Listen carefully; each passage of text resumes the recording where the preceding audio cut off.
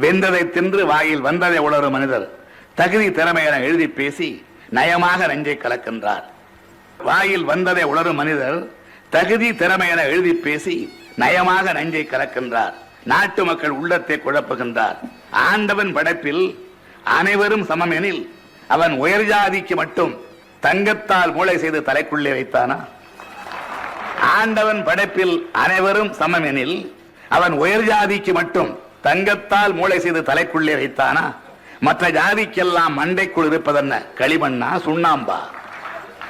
43 ஆண்டுகளாய் நான் பெற்ற சுதந்திரத்தில் தகுதிக்கும் திறமைக்கும் தரப்பட்ட வாய்ப்புகளால் கிழித்ததென்ன தைத்ததென்ன?